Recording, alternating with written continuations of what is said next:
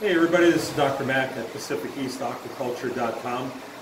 We got a new batch of clams in today from the farm in French Polynesia. For those of you that aren't familiar, I went there about a dozen years ago and helped set up the farm. And actually at the time, it was illegal to export these smaller clams that are cultured. They can only legally export clams that are 4.5 inches or larger. And obviously you can't do that with cultured clams because it just takes way too long to grow them out. So I met with the president of French Polynesia at that time in the legislature, and we got some laws changed and we were able to get the cultured clams exported. So I just wanted to show you today what we do when they come in. So we're acclimating them here. Actually, interestingly, we checked the specific gravity and it was about 1030. Actually, on this. We keep our system about 1025, 1026 or so. So that was a little bit interesting, a little bit higher than they normally are. I'm not sure why that was. Otherwise, the temperature was great. It was about 74 degrees. We keep our systems at 78. And then each clam, so getting back to acclimation, typically I'll acclimate them for about 45 minutes.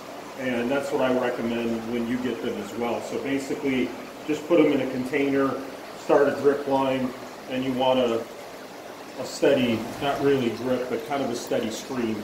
And we do that for about 45 minutes. Of course, emptying out any excess water as you go along.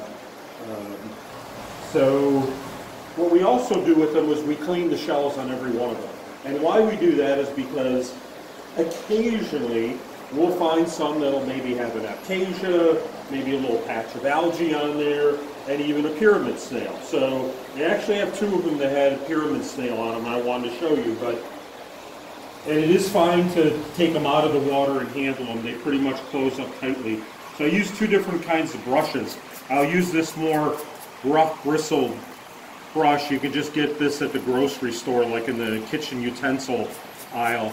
And I'll go through the shell with this coarser one first, and then in more detail with a soft bristled toothbrush.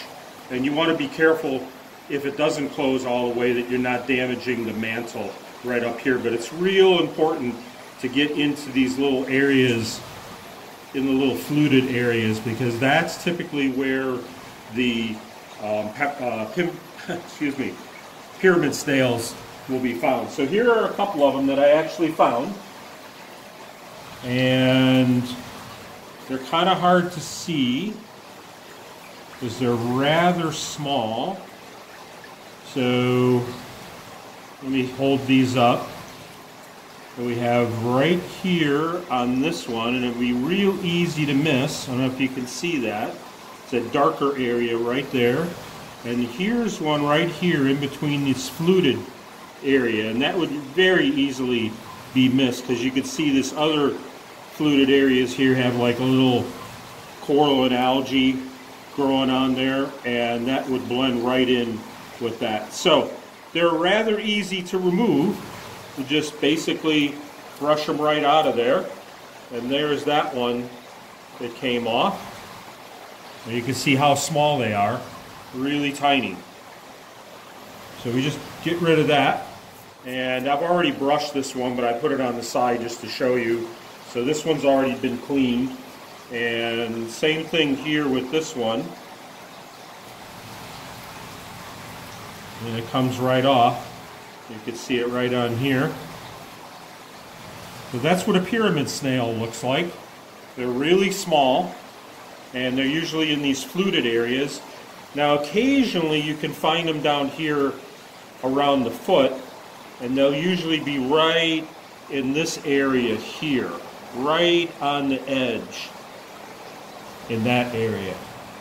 So you want to make sure, even though we clean them when we get them, I clean them again before I ship them out, but you know, we're not perfect. So occasionally we could miss one.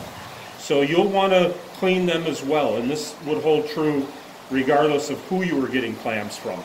These are all cultured, so there's generally less of an issue with parasites on them, but Definitely on wild collected clams, you'll want to be much more careful. So just be careful to get into all the little fluted areas here. Be careful of not damaging the mantle or the foot. You can see this has some pieces of rock rubble that it's attached to. And then swish it around in the water a little bit. Or if you're nervous about it, you could do the whole process underwater, but it really doesn't harm the clams to be out of water. So these are cultured Maximas. The larger ones are the so-called colored ones, which is what they call them in the islands. Those are the blues, greens, turquoise, that type of coloration. And then the smaller ones that are in here, these little guys are actually gold ones. And most of these are about 1.5 to 2.5 inches on the gold ones this time. And the larger ones, the blue ones, or the colored ones, are about 2.5 to 3.5 inches.